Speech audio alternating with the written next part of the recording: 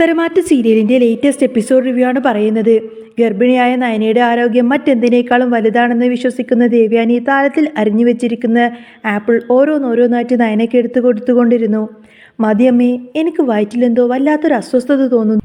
ഇടയ്ക്കിടയ്ക്ക് അമ്മ എന്നെ ഇങ്ങനെ നിർബന്ധിച്ച് ഭക്ഷണം കഴിപ്പിക്കുന്നത് കൊണ്ടാണോ എന്നറിയില്ല, ചെറിയൊരു വേദന പോലെ നയനയുടെ മുഖം ചുളിഞ്ഞുകൊണ്ട് പറഞ്ഞു.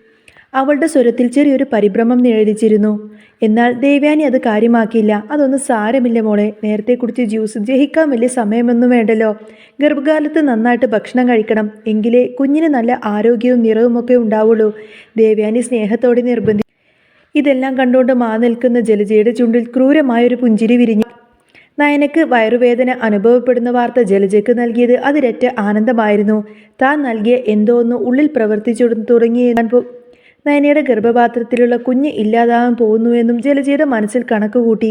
ഇത്തവണ അതെന്തായാലും സംഭവിക്കും, അവളുടെ വയറൊഴിഞ്ഞ് ആ കൊച്ച് ഇല്ലാതാവും. ജലജ മനസ്സിൽ ആർത്ത് വിളിച്ചു ചിരിച്ചു. നയനയുടെയും ആദർശിൻ്റെയും നിറത്തെക്കുറിച്ച് ദേവയാനി സംസാരിക്കുമ്പോൾ ജലജയുടെ ചിന്തകൾ പകയുടെ വഴിയെ സഞ്ചരിക്കുകയായിരുന്നു. ഓ, സാഹിബിൻ്റെ കുട്ടിയാണെന്ന് കരുതി നീ കാത്തിരുന്നോടി, അത് പുറത്തേക്കങ്ങ് വന്നാലല്ലേ നിറമുണ്ടോ എന്നൊക്കെ നിനക്ക് കാണാൻ പറ്റുള്ളൂ. ജലജയുടെ മനസ്സിലെ വിഷം നാവിലെത്തിയില്ലെങ്കിലും കണ്ണുകളിൽ അത് പ്രകടമായിരുന്നു. ഇതിനിടയിൽ ആദർശ് ഇപ്പോൾ ജോലിയിൽ ശ്രദ്ധിക്കുന്നില്ലെന്നും എപ്പോഴും കുഞ്ഞിൻ്റെ കാര്യമാണ് ചിന്തയെന്നും നയന പരാതി പറഞ്ഞു. പുറത്തുനിന്നുള്ള ഭക്ഷണം കൊണ്ടുവരരുതെന്ന് ആദർശേട്ടനോട് അമ്മ കർശനമായി പറയണമെന്ന് നയന ദേവയാനോട് ആവശ്യപ്പെടുന്നുണ്ട്. ആദർശിന് കുഞ്ഞിനോടുള്ള ഈ അമിത സ്നേഹം ജലജയിൽ പുച്ഛം മാത്രമാണ് ഉണ്ടാക്കിയത്. ഓഫീസിൽ പുതിയ ഡിസൈനെക്കുറിച്ചുള്ള ചർച്ചയായിരുന്നു ആദർശ്. നയന വരച്ചു നൽകിയ ഡിസൈനുകൾ കണ്ട് സഹപ്രവർത്തകർ അഭിനന്ദനം അറിയിക്കുമ്പോഴാണ് ദേവയാനിയുടെ കോള് ആദർശിന് വന്നത്. അമ്മയുടെ ശബ്ദത്തിലെ പരിഭ്രമം ആദർശിനെ അസ്വസ്ഥനാക്കി. മോനെ, ഇവിടെ നയനയ്ക്ക് ചെറിയൊരു വയറുവേദനയും ക്ഷീണവും, എത്ര പറഞ്ഞിട്ടും അവൾ ആശുപത്രിയിലൊന്നും വരാൻ കൂട്ടാക്കുന്നില്ല. നീ ഒന്ന് വന്നിരുന്നെങ്കിൽ നമുക്ക് അവളെ നിർബന്ധിച്ച് കൊണ്ടുപോവാമായിരുന്നു. ദേവയാനിയുടെ വാക്കുകൾ കേട്ട പാടെ തന്നെ ആദർശ് കസേരയിൽ നിന്നും എഴുന്നേറ്റു. ഞാനിപ്പോൾ തന്നെ വരാം അമ്മേ. തിരക്കുകളെല്ലാം മാറ്റിവെച്ച് മാനേജറെ കാര്യങ്ങളെല്ലാം ഏൽപ്പിച്ച് ആദർശ് വീട്ടിലേക്ക് പാഞ്ഞു. വീട്ടിലെത്തിയ ആദർശ് കാണുന്നത് ആകെ വിഷമിച്ചിരിക്കുന്ന ദേവയാനിയാണ്. എന്നാൽ ജലജ അവിടെ തൻ്റെ കുബുദ്ധി പ്രയോഗിപ്പിക്കാൻ ശ്രമിച്ചു. ഇതിന് മാത്രം ടെൻഷൻ അടിക്കേണ്ട കാര്യം ഇതിൽ എന്തിരിക്കുന്നു? ഇത് വെറും ഗ്യാസിൻ്റെ അസുഖമായിരിക്കും. നീ വരുമ്പോൾ ഗ്യാസിൻ്റെ മരുന്ന് വാങ്ങിയ പോരായിരുന്നോ? ജലജ നിസാരമായി ചോദിച്ചു. ദേവയാനി അത് കേട്ട് ക്ഷുഭിതയായി. ഗർഭിണിയായ പെൺകുട്ടിക്ക് ഗ്യാസിൻ്റെ മരുന്ന് വാങ്ങി നൽകാനോ? നീ എന്താ ഈ പറയുന്നത് ജലജെ? അവൾ പോയിട്ട് ഡോക്ടറെ കാണട്ടെ, ദേവയാനി തറപ്പിച്ചു പറഞ്ഞു. ആശുപത്രിയിൽ പോയാൽ അനാവശ്യ മരുന്നുകൾ നൽകുമെന്നും അത് കൂടുതൽ പ്രശ്നമുണ്ടാവുമെന്നും ജലജ വാദിച്ചു നോക്കിയെങ്കിലും ആരും അത് ചെവി കൊണ്ട്. മുറിയിൽ വയറും പിടിച്ച് വേദനയോടെ ഇരിക്കുന്ന നയനെ കണ്ടപ്പോൾ ആദർശിൻ്റെ ഉള്ളൊന്ന് പിടിച്ചു. നീ എന്താ നയനെ, അമ്മ പറഞ്ഞിട്ടും ആശുപത്രിയിലേക്കൊന്നും പോവാൻ തയ്യാറാവാഞ്ഞത്? എന്താ കാര്യം? അവൻ ചോദിച്ചു. നയന അപ്പോഴും മടിച്ചു നിന്നു. ഇതൊരു ചെറിയ വേദനയല്ലേ ആദർശേട്ടാ, അതിനിങ്ങനെ ആശുപത്രി പോവേണ്ട കാര്യമൊന്നുമില്ല.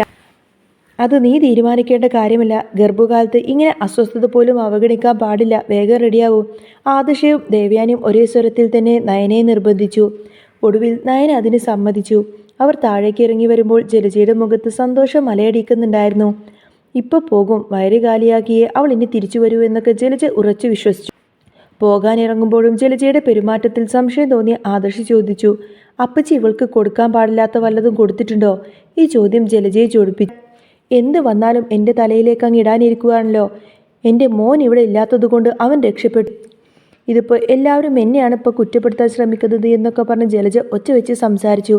നയന അത് കേട്ട് ആദർശിനെ സമാധാനിപ്പിച്ച് അവിടെ നിന്നും കൊണ്ടുപോയി. ആദർശ നയനയും പോയതിന് പിന്നാലെ തന്നെ ജലജ നേരെ പോയത് ജയിലിൽ കഴിയുന്ന മകൻ അബിയെ കാണാനായിരുന്നു. ജയിലിലെ ജീവിതം മടുത്തു തുടങ്ങിയ അബിയോട് ജലജ തൻ്റെ ക്രൂരമായ പദ്ധതികളെല്ലാം വെളിപ്പെടുത്തി. നീ വിഷമിക്കേണ്ട അബി, നിന്നെ ഇങ്ങനൊരു അവസ്ഥയിലാക്കിയവരോട് ഞാൻ പകരം ചോദിച്ചിരിക്കും. നീ പുറത്തിറങ്ങി വരുമ്പോഴേക്കും അനന്തപുരി വീട് ഒരു മരണവീടായി മാറും. ജലജയുടെ വാക്കുകളിൽ പക ജ്വലിച്ചിരുന്നു. ആരെ കൊല്ലാനാണ് അമ്മയുടെ പ്ലാന് എന്ന് ചോദിച്ചപ്പോൾ ജലജ ഒരു കൂസലുമില്ലാതെ പറഞ്ഞു. നയനയുടെ വയറ്റിൽ വളരുന്ന ആ കുഞ്ഞിനെയാണ് ഞാൻ ലക്ഷ്യം വെച്ചിരിക്കുന്നത്. ആദർശിന് ഏറ്റവും വേദന നൽകുന്ന കാര്യം അതുതന്നെയാണ്. അതോടൊപ്പം തന്നെ ആദർശിൻ്റെ ബിസിനസ് സാമ്രാജ്യം തകർക്കാനും പുതിയതായി ചുമതലയേൽക്കുന്ന അനിയെ നാണം കെടുത്താനും താൻ പദ്ധതികൾ ആവിഷ്കരിക്കുന്നുണ്ടെന്നൊക്കെ ജലജ അബിയോട് തുറന്നു പറഞ്ഞു. മണിക്കൂറുകൾക്ക് ശേഷം അനന്തപുരിയിൽ ആകാംക്ഷയുടെ മുൾമുനയിൽ നിൽക്കുകയായിരുന്നു ദേവി. ജലജയാട്ടെ കരഞ്ഞുകൊണ്ട് വരുന്ന നയനയും ആദർശിനെയും പ്രതീക്ഷിച്ച് കാത്തിരുന്നു. എന്നാൽ ഗേറ്റ് കടന്നു വരുന്ന കാറിൽ നിന്നും ചിരിച്ചുകൊണ്ട് ഇറങ്ങി വരുന്ന ആദർശിനെയും നയനയും കണ്ടപ്പോൾ ജലജയുടെ കണക്കൂട്ടലുകളെല്ലാം തന്നെ പിഴച്ചു. എന്തായി മോനെ, ഡോക്ടർ എന്തു പറഞ്ഞു? ദേവയാനി ഓടിച്ചെന്ന് ചോദിച്ചു. ഒരു കുഴപ്പമില്ല അമ്മേ. ഹോസ്പിറ്റലിൽ എത്തിയപ്പോഴേക്കും അവളുടെ വയറുവേദന അങ്ങ് മാറി. ഡോക്ടർ പരിശോധിച്ചു നോക്കി. ഒരു കുഴപ്പമില്ല. കുറച്ച് വൈറ്റമിൻ ടാബ്ലറ്റുകളെല്ലാം തന്നിട്ടുണ്ട്. ഇടയ്ക്ക് ഇത്തരം അവസ്ഥകളൊക്കെ സ്വാഭാവികമാണത്രേ. ആദർശ് ചിരിച്ചുകൊണ്ട് മറുപടി പറഞ്ഞു. എന്നാൽ സ്കാനിങ് നടത്തിയില്ലേ എന്ന് ജലജയുടെ ചോദ്യത്തിന് ഇടയ്ക്കിടയ്ക്ക് ഇങ്ങനെ ഗർഭിണിയായവരെ സ്കാനിങ് ചെയ്യുന്നത് കുഞ്ഞിനത്ര നല്ലതല്ലെന്ന് ഡോക്ടർ പറഞ്ഞിരുന്നുവെന്ന് അവർ മറുപടി നൽക എന്നാലും താൻ നൽകിയ വിഷം ഏൽക്കാത്തത് എന്തുകൊണ്ടായിരിക്കുമെന്നൊക്കെ ചിന്തിച്ച് ജലജ ആകെ തല പുകച്ച്. നയനയുടെ നോട്ടം ജലജയിൽ തറച്ചു നിന്നപ്പോൾ തൻ്റെ പദ്ധതി പാളിയെന്ന് ജലജയ്ക്ക് മനസ്സിലായി. നയനക്ക് പൂർണ്ണ വിശ്രമം അനുവദിച്ച് ദേവയാനി അവളെ മുറിയിലേക്ക് അയച്ചു.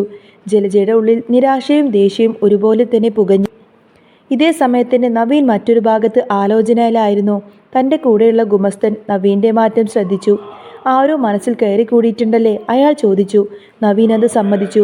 പക്ഷേ അമ്മക്ക് ആ കുട്ടിയെ ഇഷ്ടപ്പെടുമോ എന്നായിരുന്നു അവൻ്റെ പേടി. പോലീസോ വക്കീലോ ഒന്നുമല്ലാത്തൊരു കുട്ടി മതിയെന്ന് പറഞ്ഞപ്പോഴേക്കും എന്നാൽ അത്യാവശ്യം തൻ്റെ ഇടമുള്ളൊരു പെൺകുട്ടിയാണെന്ന് നവീൻ മറുപടി പറഞ്ഞു. ഒരു സുഹൃത്തിന് ജാമ്യമെടുക്കാൻ വേണ്ടി തനിക്ക് പോലീസ് സ്റ്റേഷനിലേക്ക് എത്തിയേ തീരൂ. നവീൻ അവിടെ വെച്ച് നന്ദുവിനെ കാണാനായിരുന്നു പോയിരുന്നത്. സുഹൃത്ത് വണ്ടി നിർത്താതെ പോയതിൻ്റെ പേരിലാണ് അയാൾ പിടിയിലായത്. രക്തം കാണാൻ തല കറങ്ങുന്നത് കൊണ്ടാണ് നിർത്താതെ പോയതെന്ന് അവന് പേടി കൊണ്ടാണെന്നൊക്കെ നവീൻ അവനെ ന്യായീകരിച്ച് സംസാരിച്ചു. പുറത്തിറങ്ങുമ്പോൾ നവീൻ്റെ സുഹൃത്ത് ചോദിച്ചു, വിവാഹകാര്യം എന്തായി? അങ്ങനെ നവീനോട് വിവാഹകാര്യം എന്തായി എന്ന് ചോദിക്കുമ്പോഴേക്കും അമ്മയുടെ കാര്യം ഓർക്കുമ്പോഴാണ് ടെൻഷൻ. ഞാൻ സ്നേഹിക്കുന്ന പെൺകുട്ടി നല്ല തൻ്റേടിയാണ്, കരാട്ടയൊക്കെ പഠിച്ചവളാണെന്ന് നവീൻ നന്ദുവിൻ്റെ മനസ്സിൽ ധ്യാനിച്ചുകൊണ്ട് പറഞ്ഞു. ഓ, ഏതാണ്ട് നിന്നെ പോലെയൊക്കെ ഒരാൾ എന്നിങ്ങനെ നന്ദുവിനോട് പറയുന്ന തമാശ രൂപേണ പറയുന്ന സമയത്തിന് നവീൻ്റെ മുഖത്ത് പ്രണയഭാവത്തോടെയാണ് നോക്കിയിരുന്നത്. എന്നാൽ നവീൻ സ്നേഹിക്കുന്നത് തന്നെയാണെന്നുള്ള കാര്യമൊന്നും തന്നെ നന്ദു തിരിച്ചറിഞ്ഞിരുന്നില്ല. നവീൻ ഒത്തിരി അധികം ഇഷ്ടത്തോടു കൂടെ തന്നെ നന്ദുവിനെ ഇങ്ങനെ നോക്കുന്ന സമയത്തിന് നന്ദു കുസൃതിയോടെ നവീനെയും തിരിച്ചു നോക്കുന്നതും കാണിച്ചുകൊണ്ടാണ് കേട്ടോ ഇന്നത്തെ ഈ ഒരു എപ്പിസോഡ് പൂർണ്ണമാവുന്നത്. അപ്പോൾ നിങ്ങൾക്ക് ഈ ഒരു ചാനൽ ഇഷ്ടമാവുകയാണെങ്കിൽ സബ്സ്ക്രൈബ് ചെയ്യാനും സപ്പോർട്ട് ചെയ്യാനും